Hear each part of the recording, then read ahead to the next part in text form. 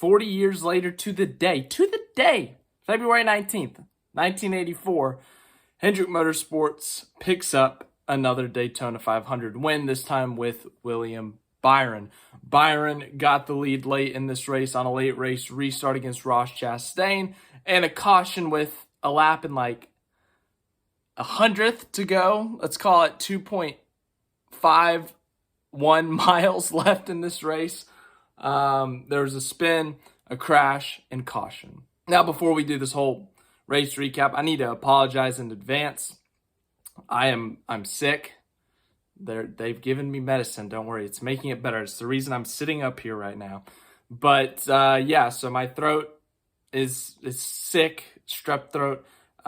So if my voice sounds weird, if I miss something, if I don't talk long enough, I apologize in advance. Or if I sound weird, point being, if I don't talk enough, I'm sorry. I'm sick and out of it. But back to the race itself. Oh my goodness, what a race. Yeah, the ending was anticlimactic, and, there was some controversy in terms of, did the leaders take the white flag? Was Bowman ahead of Byron? I think there could be arguments there if we're being brutally honest. But ultimately, before that, oh my goodness, what a race. We had 3x3x3 at times. We had actual moves being made.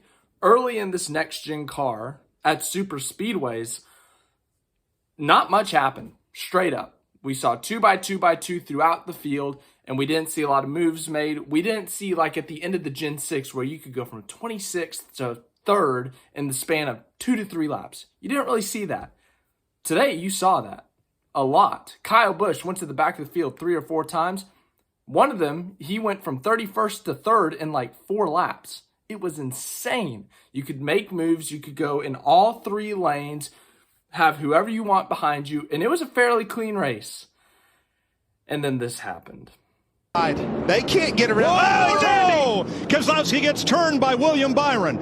Yeah, there's the big one, and then there's the freaking huge, big, gigantic, ultra one. That's what this was. Involved at least 22 cars in this wreck. Took out a lot of great cars. Joey Logano, the most dominant car of the night. And it was as Daytona and Talladega go, it was a push gone bad. Bowman throws a bad push on Byron. Byron slides down the track, hits Keselowski, and everyone wrecks. Takes out a ton of cars. Some guys barely survive. And yeah, ultimately, as I said, a lot of good cars taken out. But we finished this thing at 500 miles. When we talked about the preview, I said this thing going to overtime, I would go for it. But ultimately, overtime was not needed. So, yeah, I mean, once again, you could argue, the controversy, but the fact of the matter is the race ended in regulation. William Byron is now a Daytona 500 champion. First time Hendrick Motorsports has won the Daytona 500 since 2014 with Dale Jr. First time the number 24, Jeff Gordon's old number, has won the Daytona 500 since 2005. As I said, on the exact date of Hendrick Motorsports' debut in the sport 40 years ago. It's their 40th anniversary season. Everyone's talking about it so much, and they open it up with a grand slam, a 1-2 in the Daytona 500.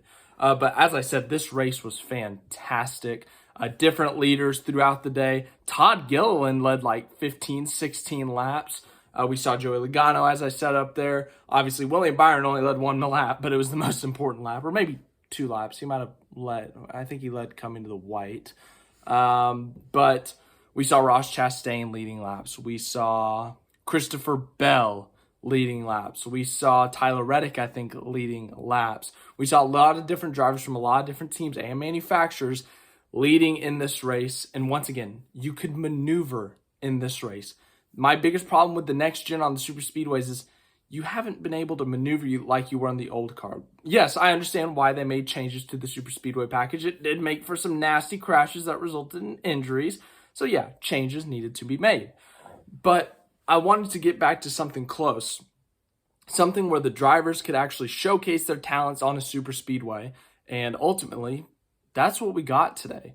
We saw guys going up through the field, slicing and dicing, and that was great for me. I absolutely loved this race. It truly was a great race. As for the whole being delayed to Monday thing, yeah, NASCAR had to call it. It rained all day at Daytona yesterday. The Xfinity race was supposed to be run this morning, but the rain lingered on through about noon, and ultimately you don't want the Xfinity race running long, and them having to push back the Daytona 500, the NASCAR's biggest race, due to an Xfinity race running long. That's just silly. So I think that was a good decision to put the Xfinity race after. So I may watch the Xfinity race and do a video. I don't know yet. I'm on like 3 hours of sleep, so we'll figure out. You will figure out at the same time as me, actually. But yeah, let's go through the results of this race. William Byron is your winner. Last year, 6 wins on the season. Would have won in the Winston Cup format. I know someone's going to get mad at me for saying that. Made his first championship 4 in Phoenix, but ultimately came up short to Ryan Blaney. Well, he comes back swinging once again. Gets his first win of 2024, proving to be a solid super speedway racer. Ultimately, yes, he was involved in that second to last crash, but he is able to survive, does not have damage like some of us thought, and he is able to hold off his teammate Alex Bowman for his first Daytona 500 victory. So the question is, the 24 and 24 for the Daytona 500, could it be the 24 and 24 for the championship? Obviously, a lot of season left to go, but Byron leaving off almost, or picking up almost where he left off last year. I know it's been a few races. I think it was Texas back in September that he last won at, but ultimately back to his winning ways. Second place, Alex Bowman. It was a rough season last year for Bowman with the back injury, just never fully getting back to form. What a day for him. Was up contending for this race win for a good chunk of the day. Might have led some laps in this thing, and he finishes second. They got some stage points today. They did a fantastic job. Alex Bowman did a fantastic job. And Hendrick Motorsports won 2 in the Daytona 500 with their 2 most successful car numbers on the day of their 40th anniversary. I think Rick Hendrick's happy. I'm going to take a wild guess. Third place, Christopher Bell led some laps early in this race. Shuffled up and down the order between, kind of up in the front, mid-pack, back. I mean, he was everywhere today. But ultimately survived those crashes late. Was able to put himself in position, finish the third. Good, solid point start to the year. So good day for him. Fourth place, Corey LaJoy. What a finish for him. We've talked about how good of a super speedway racer he is and how Spire is on the rise. Well, Corey LaJoy here gets himself a top 5. Now, the points aren't officially out, but I'm willing to take a guess that he is currently in the playoffs. Race 1. Remember that, okay? That's like a half joke. Fifth place, Bubba Wallace. Solid race for him. Led a couple laps in this thing. Good finish for him. He's really good at these super speedways. He's got 2 runner-ups in the 500, and now yet another top 5. AJ Allmendinger, 6th. Good finish for him. John Hunter Nemechek, 7th in his Legacy Motor Club debut. 8th place, Eric Jones, so a top 10 for 2 of the 2 full-time Legacy Motor Club cars, I should say, in the Toyota debut. 9th place, Noah Gragson in his Stewart-Haas debut. 10th place, Chase Briscoe, not bad at all. We got a pretty diverse field up here. We got Hendrick, we got Gibbs, we got Spire, 2311, we've got Colleague, we've got Stewart-Haas, and we've got Legacy. What a time. 11th, Kyle Larson, involved in that wreck, but he didn't completely junk it. That's a good day at a super speedway for him. He always wrecks at these things. 12th place, Kyle Busch. I feel like this is a story every year at this point. Had a car fast enough to win, was in position to win it sometimes, but team shot themselves in the foot quite a few times today. Busch had the car, he had the talent, and he got involved in a wreck. So, tough scene. Zane Smith, 13th in his debut. With Spire as a rookie. 14th, Chase Elliott won himself a stage early in this race, got himself a beautiful playoff point because those are so important. 15th, Martin Truex Jr., same story as Larson. 16th, Daniel Hemrick. Not a bad start to the year for him. 17th, Ty Gibbs. A lot of these guys were involved in the wreck. I can't remember every single one of them. Just assume everyone from Hemrick, Truex on down was involved. I kid you not. Truex was involved in the wreck. Hemrick, Gibbs, Buescher, Hamlin, Reagan, David Reagan, good to see you. You led a few laps in this thing. You were competitive. Ross Chastain, 21st. Heartbreak for Chastain. Was leading this thing with just a handful of laps to go. Had a position. I don't know why he picked the top. Brutally honest, I don't know why. I know that the top had been working for a good chunk of time, but I just feel like I'm not a driver, so I don't know anything. I'm probably dumb for saying this, but I would have thought he'd pick the bottom, but Ultimately, made an aggressive move there in the tri-oval, but it would have worked if Hendrick didn't spin into him. So that sucked for Chastain. Speaking of, Hendrick 22nd. That's all your lead lap cars. Priest 23rd, Herbst 24th, Barry 25th in his SHR debut. That wasn't meant to sound disappointing, guys. I've been talking too long. 26th, Justin Haley in his Rick Ware debut. Anthony Alfredo was competitive at times today, so very impressive for him despite the 27th. Jimmy Johnson, 28th, was involved on a freaking lap 5 crash. They were crashing on lap 5, and I thought this was going to be a crap fest. Actually, they went like 450 miles without crashing. I was very impressed. Kept it clean for the most part until the big one, TM. 29th, Tyler Reddick. Ryan Blaney, 30th. He got himself a beautiful, lovely, fat stage win. Playoff point, whatever we want to call that thing. Other than that, he crashes at Daytona again. He just can't catch any luck here, man. Defending winner, Ricky Stenhouse, 31st. 32nd, Joey Logano, man. I tell you what, Logano's had some heartbreak at this race the past few years. Last year, side-by-side for the win, but a caution comes out.